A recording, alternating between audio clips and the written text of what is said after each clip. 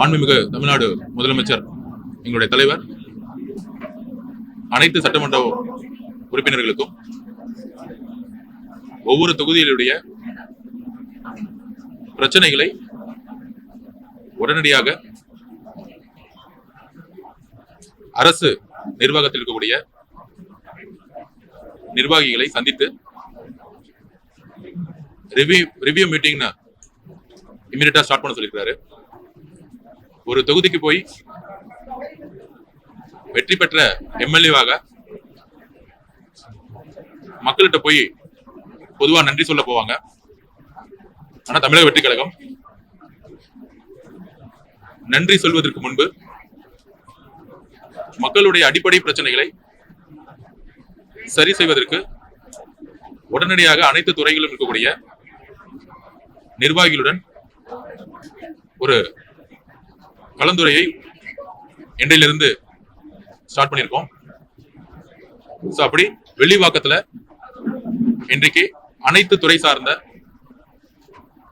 நிர்வாகிகள், அரசு ஊழியர்கள், உயர் பொறுப்பில் இருக்கக்கூடிய நிர்வாகிகளுடன், குறிப்பாக சென்னை சிட்டி உடைய commissioner, police additional commissioners, water management, tangent கோ,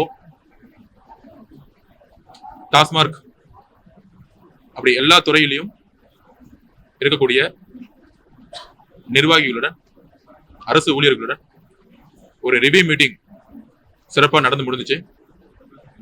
அதுல 3 பிரிவா எங்களுடைய வேலையை பிரிச்சிருக்கோம். வில்லிவாக்கம் தொகுதியில பிரச்சாரம் மேற்கொண்ட பொழுது காலையில 5 மணி நேரம், ஈவினிங் 5 மணி நேரம்னு பிரச்சாரம் செஞ்சிருக்கோம். நடந்து போயிருக்கேன். ஒவ்வொரு தெருவில் இருக்கக்கூடிய பிரச்சனைகள், குறிப்பாக போர்க்கால அடிப்படையில் தொகுதி மக்கள், குறிப்பாக பெண்கள் சொன்னது, வில்லிவாக்கம் தொகுதியில ட்ரக்ஸ் கல்ச்சர் அதிகமா இருக்குன்னு. அதுக்கப்புறம் டாஸ்மார்க் 11 கடை இருக்கு. நேற்று மாண்புமிகு முதலமைச்சருடைய ஆணைப்படி ஒரு டாஸ்மார்க் கடை வந்து மூடப்பட்டிருச்சு. இன்னும் ஒரு 4 கடை பொதுமக்களுடைய, குறிப்பாக பள்ளிகள் மற்றும் கோயில் பக்கத்துல, விடுதிகள் பக்கத்துல இருக்கு. இன்னும் அதை ரிவ்யூ மீட்டிங்ல பதிவு பண்ணோம். பெரும்பாலும் 11 கடையில ஒரு 6 கடையை போர்க்கால அடிப்படையில் மூட வேண்டும்னு ரிக்வஸ்ட் கொடுத்திருக்கோம். ஏன்னா பெண்கள் வந்து எந்த தெருவிலையும் நடமாட முடியல. அதுக்கப்புறம் ட்ரக்ஸ் கல்ச்சரை இம்மீடியட்டா விற்கிறவங்களை குண்ட சட்டத்தில் அடைக்க சொல்லியிருக்கிறோம். அதுக்கப்புறம் டாஸ்மார்க் கடைகள் மட்டும் இல்லாமல் பிளாக்ல நிறைய பார்ஸ் வந்து ஓடிட்டு இருக்காங்க.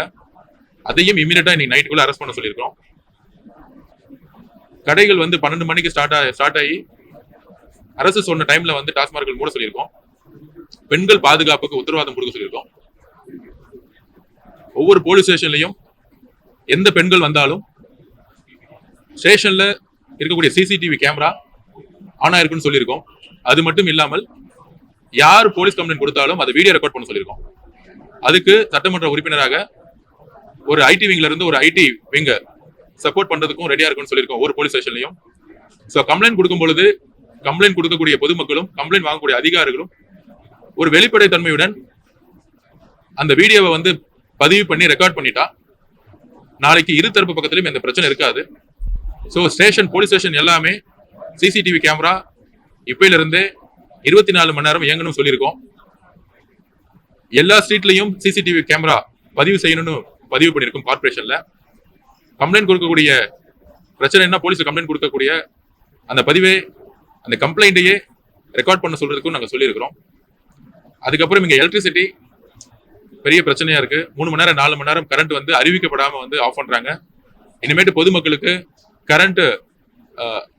கரண்ட்டை வந்து அதோட டிஸ்ட்ரிபியூஷனை வந்து ஸ்டாப் பண்ணா தகவல் கொடுக்காம பொதுமக்களுக்கு இந்த டைம் 6 மணில இருந்து 10 மணி கரண்ட் இல்லைன்னா அதுக்கான காரணங்களை பதிவு பண்ணணும்னு சொல்லியிருக்கோம். அது மாதிரி வாட்டர் மேனேஜ்மெண்ட் கிட்டத்தட்ட பெரும்பாலும் 50-60% இடத்துல இன்னும் குழாய்களே கிடையாது. அதுக்கான ஃபர்ஸ்ட் ரிப்போர்ட்டை வந்து கொடுக்க சொல்லியிருக்கோம். எந்தெந்த ஜோன்ல வாட்டர் இருக்குன்னு ஆல்ரெடி நாங்க வந்து ரிசர்ச் பண்ணி அதுக்கான ஒர்க்கை நாங்க கொடுத்திருக்கோம். ஒவ்வொரு வார்டிலையும் ஒவ்வொரு பூத்திலும் என்ன பிரச்சனை தேர்தல் காலத்துல நாங்க பிரச்சாரம் பண்ணும்போது மக்கள் சொன்னதை உள்வாங்கி அந்த ரிப்போர்ட்டை வந்து இங்க இருக்கக்கூடிய உயர் அதிகாரிகள் கிட்ட நாங்க கொடுத்திருக்கோம். அதுக்கப்புறம் ட்ரைனேஜ் சிஸ்டம், மழை வரத்துக்கு முன்னாடியே பொதுவா வந்து செப்டம்பர், அக்டோபர்ல தான் ட்ரைனேஜ் சிஸ்டத்தை வந்து வேலை ஆரம்பிப்பாங்க. ஸோ நம்மளுடைய பதிவு ஜூன் மாசத்துல இருந்து செப்டம்பருக்குள்ளேயே ட்ரைனேஜ் சிஸ்டத்துடைய இஷ்யூஸை முடிக்கணும். ஏன்னா செப்டம்பருக்கு அப்புறம் நவம்பர்ல இருந்து மழை வந்து அதிகமா வந்து பெய்யும் பொழுது அப்போ ட்ரைனேஜ் ஒர்க்கை வந்து நம்ம சரி செய்ய முடியாது. மழை இல்லாத காலங்களில் ட்ரைனேஜ் ஒர்க்கை வந்து சரி செய்யணும்னு சொல்லியிருக்கோம். அதுக்கப்புறம் வில்லிவாக்கத்துல ஹையர் செகண்டரி ஸ்கூல்ஸ் கிடையாது, காலேஜஸ் கிடையாது. ரெவன்யூ டிபார்ட்மெண்ட்ல சொல்லி எங்கெல்லாம் வந்து கவர்மெண்ட் லேண்ட் இருக்கும் அதெல்லாம் மார்க் பண்ணி 10 நாள் கொடுக்க சொல்லியிருக்கோம். இமீடியட்டா ஹையர் செகண்டரி ஸ்கூல்ஸ், அப்புறம் வந்து ஒரு ஆர்ட்ஸ் காலேஜ், ஒரு இன்ஜினியரிங் காலேஜ், ஒரு மெடிக்கல் காலேஜ் திறக்கணுங்கிறது எங்களுடைய குறிக்கோள். அதுக்கு லேண்டை வந்து இமீடியட்டா வந்து மார்க் பண்ணி கொடுக்க சொல்லியிருக்கோம். கன்சர்ன் டிபார்ட்மெண்ட் மினிஸ்டர் அப்பாயின்மெண்ட் பண்ண பிறகு இங்க இருக்கக்கூடிய பிரச்சனைகளை அமைச்சர்களிடம் சொல்லியும் துறை உயர் அதிகாரிகளிடம் சொல்லியும் சரி செய்யறதுக்கு எவ்ரி மந்த் ரிவ்யூ மீட்டிங், பிரச்சனைகளை வந்து குறை சொல்றதோட ஒவ்வொரு ஃபைலும் எங்க தேங்குதுன்னு சொல்லிட்டு ஒரு டேஷ்போர்ட் சிஸ்டத்தை கிரியேட் பண்ண சொல்லியிருக்கோம். ஒவ்வொரு டிபார்ட்மெண்ட்லயும் என்ன தேவைகள், செக்ரட்டரியேட்ல வந்து பினான்சியல் வந்து அலாட்மெண்ட்ல ப்ராப்ளம் இருந்தாலோ, இல்ல செக்ரட்டரியேட்லயோ, இல்ல பினான்ஸ் டிபார்ட்மெண்ட்லயோ, இல்ல கார்பரேஷன் ஹெட் குவார்டர்ஸ்லயோ ஃபைல் மூவ் ஆகாம இருந்தாலோ அந்த ஒர்க்கெல்லாம் நான் பாத்துக்கிறேன்னு சொல்லியிருக்கிறேன். இங்க இம்ப்ளிமெண்டேஷன் ஒர்க் எந்தெந்த ப்ராஜெக்ட் அலர்ட் ஆகுதோ, எந்தெந்த ஃபண்ட் அலர்ட் ஆகுதோ அதை வந்து சொன்ன டைம்ல செய்யணும்னு சொல்லியிருக்கிறோம். குறிப்பாக சொல்லியிருக்கோம், தமிழக வெற்றி கழகத்தின் சார்பாகவோ இல்ல கட்சியின் சார்பாகவோ இல்ல என்னுடைய பெயரை சொல்லி அரசுடைய ஆபீஸ்ல எந்த விதமான தலையீடு இருக்கக்கூடாது. ஜீரோ கரப்ஷன், எந்த கான்ட்ராக்டருக்கும் தமிழக வெற்றி கழகத்தில் இருந்து இருக்கக்கூடிய அரசியல்வாதிகளோ யாருமே வந்து கமிஷனோ கான்ட்ராக்டோ எதுவுமே கிடையாதுங்கிறத பதிவு சொல்லியிருக்கோம். மாண்புமிகு முதலமைச்சர் அவர்கள் இதை ரொம்ப தெளிவுபடுத்தியிருக்காரு. எங்க கிட்ட சட்டமன்ற உறுப்பினராகட்டும் அமைச்சர்களாகட்டும் எந்த விதமான டெண்டர்லயோ எந்த விதமான டெண்டர்ல பார்ட்டிசிபேட் பண்ணக்கூடாது, யாரும் ரெக்கமெண்ட் பண்ணக்கூடாது அப்படிங்கறத ஆல்ரெடி வந்து பதிவு பண்ணியிருக்காரு. அதனால நிர்வாகம் வந்து சிறக்க நாங்க சொல்லியிருக்கோம். யாரு வந்து ஒரு வேலையை வந்து டெண்டர் எடுத்திருக்காங்களோ, எந்த டைம்ல குறிப்பிட்ட டைம்ல வந்து அந்த வேலையை செய்யணும்னு நினைச்சிருக்காங்களோ அந்த டைம்ல செஞ்சு முடிக்கணுங்கிறத நாங்க சொல்லியிருக்கிறோம். முன்னாடி 40-50% கமிஷன்ஸ் இருக்கும், இப்ப 0 கமிஷன்ஸ்ங்கிறத ஓப்பனாவே பப்ளிக் முன்னாடி எங்களுடைய முதலமைச்சர் சொல்லியிருக்காரு. அதுபடிதான் நாங்க எல்லாரும் நடக்க போறோம்.